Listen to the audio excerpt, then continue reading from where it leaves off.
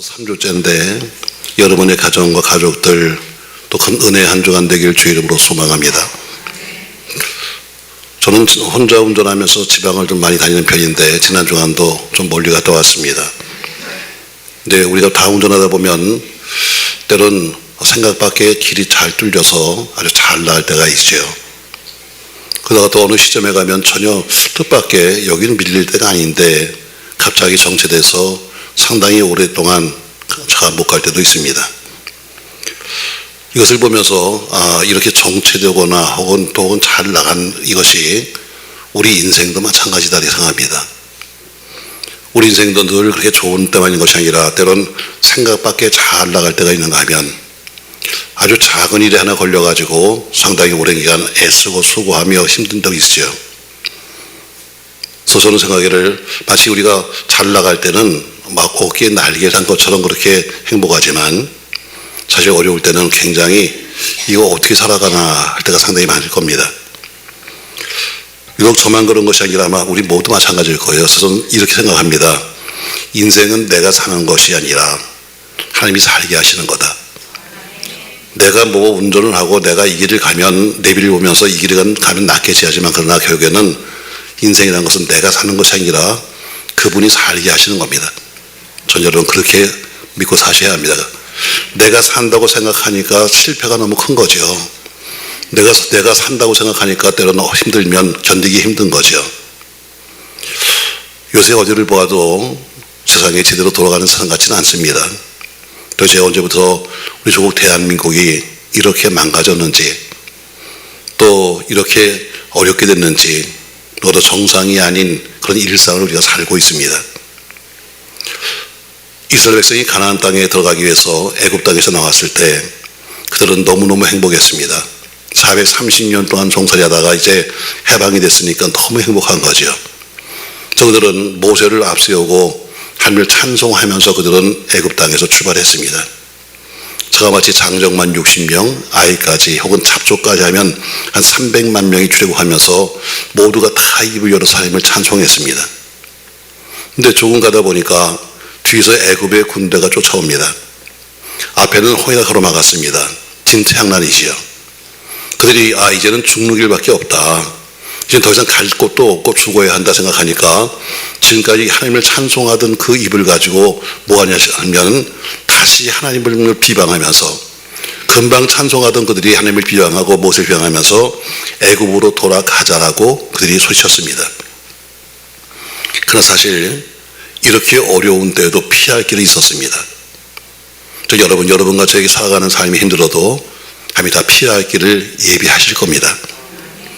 여러분은 어떠세요? 여러분 새로운 한 해가 시작되었고 지금 3주가 지나가는데 여러분의 내일은 과연 저의 내일은 과연 안녕하신가요? 아니면 위기 가운데 지금 지나고 있는 건가요? 지금 대한민국의 상황을 모든 세계가 다 주목해보고 있습니다.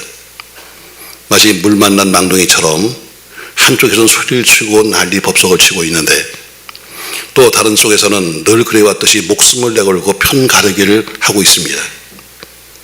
서민은 서민대로 힘들다고 말하고 있고 소상공인들은 최악의 시대를 맞이했다고 말하고 있고 외환 위기가 올 것이라고 말하고 있는 경고의 목소리도 전혀 나가지 않고 최악의 상황으로 지금 달려가고 있습니다. 헌정사상 초유다 이런 얘기가 수없이 들리고 있고 재판하는 사법부에서도 판례가 없습니다 이런 얘기가 수없이 나오고 있는 현실입니다. 그나마 이 시대 마지막 양심의 보루라고 생각하고 있던 교회마저 이젠 대중들로부터 신뢰를 받지 못하고 있습니다. 지역사회와 사상을 편가르게 하고 있고 시끄러운 전국의 교회가 껴가지고 마치 자기들의 목소리를 내면서 나도 거기서 뭐가 좀 얻어먹겠다는 사람들이 수없이 생기고 있습니다. 우리가 어떻게 살아야 되는 겁니까 여러분? 오늘은 말씀을 통해서 우리가 하나님이 세 가지의 교훈을 주고 있습니다. 우리가 어려운 위기를 잘 극복해 나간다면 역사의 우등생이 될 수 있습니다. 그러나 슬기롭게 대처하지 못한다면 우린 다시 비참한 경지에 빠질 겁니다. 전투를 해보지 않으면 군인은 전투해보지 않고는 그 사람의 실력을 알 수가 없는 겁니다. 아무리 완전 무장을 하고 좋은 총을 들고 있어도 직접 전투를 해보지 않으면 그 사람의 실력을 모르는 거예요.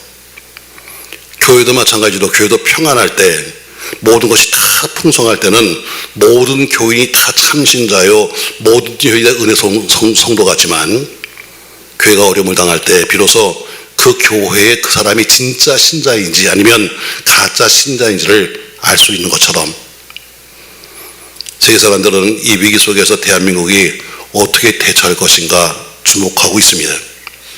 그러나 기독교는 위기 가운데 태어난 종교입니다.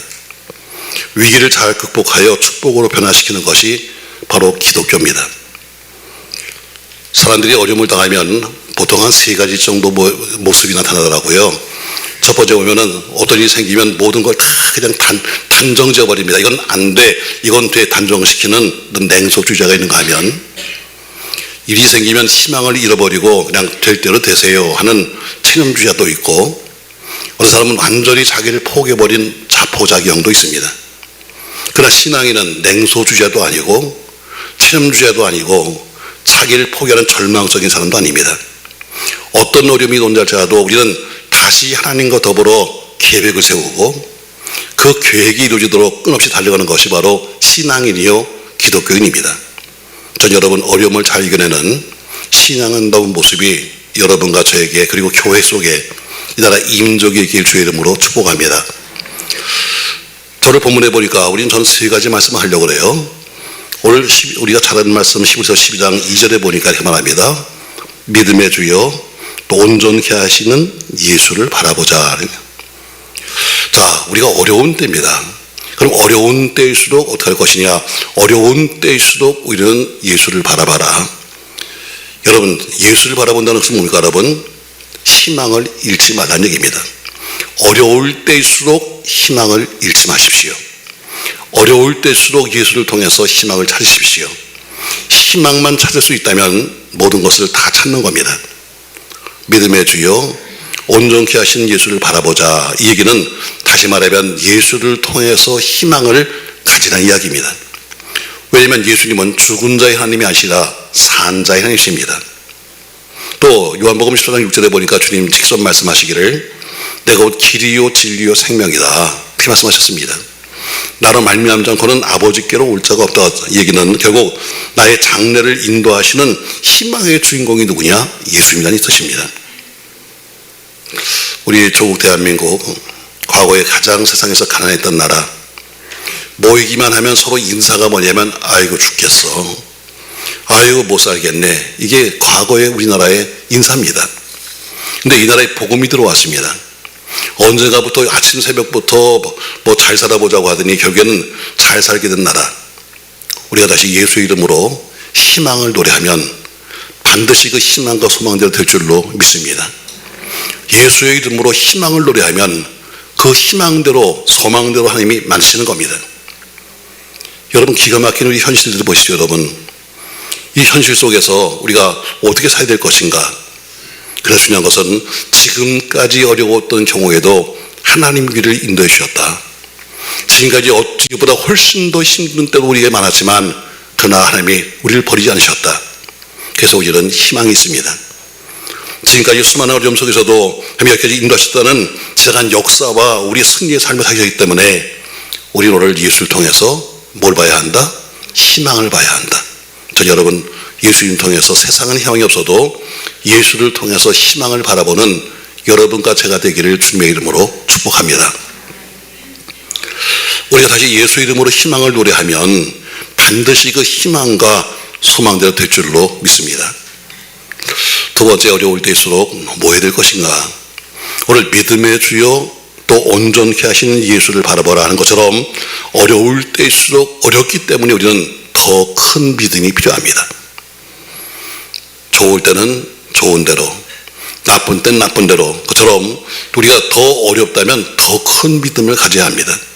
이게 무슨 말입니까 여러분?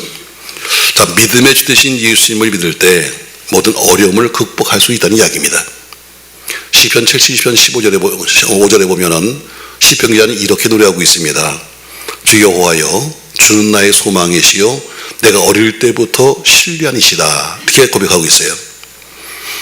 사실 시편 기자가 모태에서부터 나의 의지이고 피난처였던 그 하나님만을 내가 믿고 나갈 때 어떤 불안도 어떤 염려도 제가 이겼습니다 하는 고백입니다. 어렵다 할지라도 오히려 어렵기 때문에 신앙의 마지막 목적지까지 갈 수 있는 겁니다. 이건 단 한 가지입니다. 믿음 때문에. 우리가 어려울 때일수록 어렵다고 손 놓을 것이 아니라 어렵기 때문에 예수 그리스도를 믿고 나갈 때 반드시 모든 어려움을 극복할 수 있습니다. 요즘 사회는 부정적인 말이 너무 많습니다. 우리는 그 부정적인 말만 들어서는 안 되는 거죠. 세상에 너무 많은 헛소문들이 많습니다. 그러다 보니까 어느 것이 진짜인지 어느 것이 가짜인지 구별하기가 쉽지 않습니다. 가짜 뉴스, 가짜 유튜브, 가짜 소문, 진실이 빠져버렸습니다. 세상만 그런 것이 아닙니다. 요즘은 마찬가지로 우리 신앙도 우리 마찬가지예요. 어느 것이 진짜 진품 신앙이고 어느 것이 짝퉁 신앙인지 구별하기 힘든 시대에 살고 있습니다. 좋은 때는 다 명품같이 보입니다. 교회 속에도 믿음을 가장하고 직분을 가장한 거룩한 짝퉁들이 설치고 있습니다. 그러나 중요한 것은 잘 들으세요 여러분. 짝퉁은 아무리 진품을 가장해도 언젠간 제 모습이 밝혀지는 겁니다. 그 당시는 내가 진품같이 보이고 별짓을 다 한다 할지라도 세월이 조금만 지나가면 아 저거 짝퉁이네 다 보이는 거예요. 제가 청도에 부흥회를 갔더니요 청도에 가니까 짝퉁 시장이 있더라고요. 거기는 다 짝퉁이래. 나는 근데 내 눈에는 다 진품 같아. 근데 짝퉁도 보니까요 거기 보니까 급수가 있더라고요. A급, B급, C급 있더라고요. 난 C급 정도 가니까 내 눈에도 보니까 엉성하게 배. A급은 모르겠더라고요. 그러나 진품과 가짜는 어떻게 나타나냐? 세월이 가면, 세월이 지나가면 반드시 밝혀지는 거예요. 맞습니다. 여러분, 진품은 짝퉁이 아무리 진품을 가장한다 할지라도 언젠간 제 모습은 보이는 것처럼 이 세상이 10번 바뀌고 또 바뀐다 할지라도 변함이 아닌 말씀은 우리의 중심이 돼야 되고 말씀을 모든 것은 기준이 바로 말씀입니다. 그러므로 우리의 판단은 말씀입니다. 그래서 여러분 어려울 때일수록 믿음에 더 큰 믿음을 갖기를 주의 이름으로 축복합니다. 어렵기 때문에 힘들기 때문입니다. 힘드니까 더 많이 기도해야 되고 힘드니까 더 많이 여러분 우리가 믿음을 가져야죠. 세 번째 어려울 때일수록 우리는 담대한 용기가 필요합니다. 오늘 3절 말씀 보시죠. 너희가 피곤하여 낙심하지 않기 위하여 죄인들이 이같이 자기에게 거역한 일을 참으시는 가라. 예수를 거역했습니다. 예수를 팔아먹었습니다. 예수를 배반했습니다. 그럼에도 불구하고 그것을 참으신 예수를 생각하는 것처럼 어려울 때일수록 여러분과 저에게 필요한 것은 뭐냐면 담대한 용기입니다. 예수님은 한 번도 비굴해보지 않으셨습니다.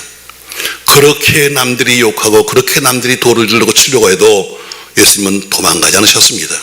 담대하게 십자가를 치는 거예요. 여기서 예수를 바라보라 하는 이야기는 바로 예수님처럼 용기를 가지라는 이야기입니다. 비겁하게 도망가지 말고 변명하지 말고 용기를 가지라는 이야기입니다. 1941년 영국이 제2차 세계대전에 위기상황이 처했습니다. 늘 생각했죠. 저 독일에서 여기까지 오려면 저 바다를 건너야 되는데 어떻게 우리가 이 나라에 쳐들어오겠냐. 그들은 늘 생각했어요. 아마 우리는 걱정 없을 거야 했는데 웬걸요?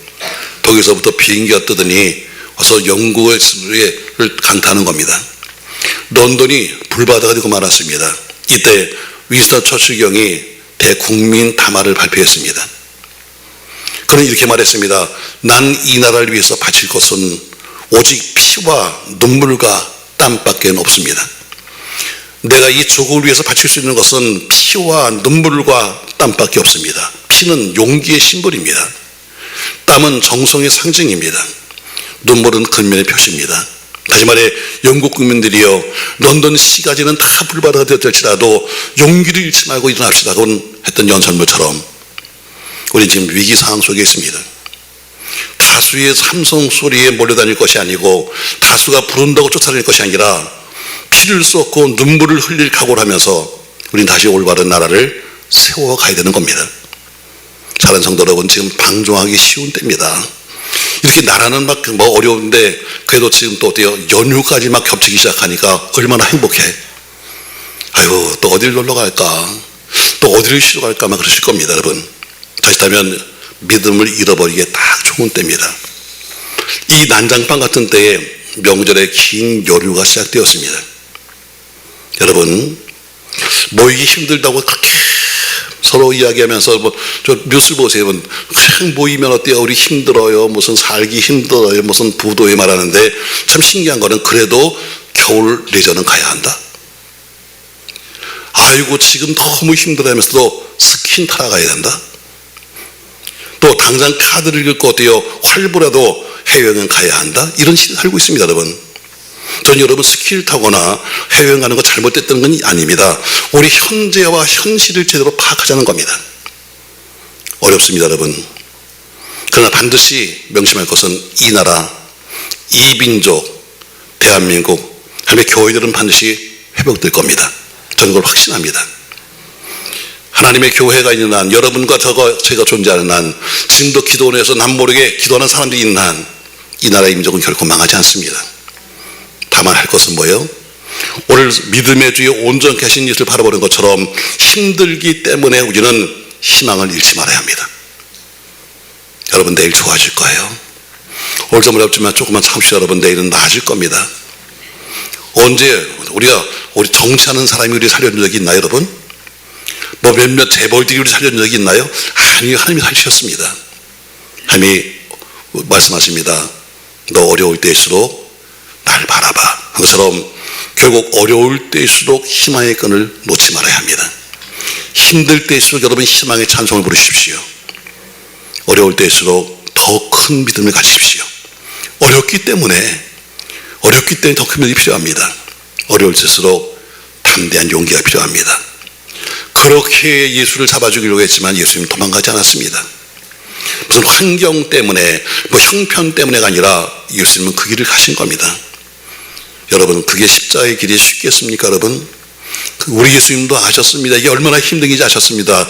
그래서 예수 기도하셨죠. 할 수만 뛰면 이 하늘 나기처럼 피하게 하십시오. 그럼에도 불구하고 아버지 뜻이라면 하면서 마지막 길을 가신 것처럼 마지막 힘들 때일수록 더욱 담대한 용기가 필요합니다.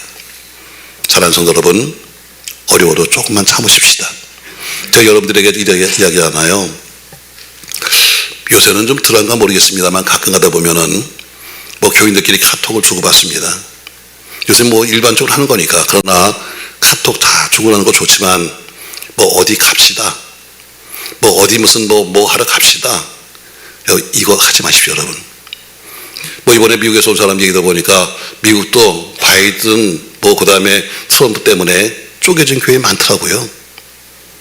그냥 밥 먹으면서 야 난 트럼프 난 바이든 하다가 쌈박질 해가지고 똑같아요. 한국도 어때요? 항상 무슨 선거 때마다 앞에 있는 목사님이 나는 호남, 난 영남, 난 뭐 했다가 쪼개진 게 많습니다, 여러분. 여러분 우리는 다 똑같이 대한민국 사람입니다. 우리는 오로지 한파 예수파입니다. 아멘. 여러분 다 개인적으로 갖고 있는 자기 나름대로의 사상도 있고 나름대로 자기 판단도 있고 다 있습니다. 그러나 이걸 남에게 갑시다. 뭐 어디 갑시다, 여러분 이해하지 마십시오. 제가 여러분에게 기원하잖아요. 자, 우리가 꼭 필요한 게 있습니다. 예를 들어서 무슨 뭐 쌀은 안 먹고 못 살잖아요.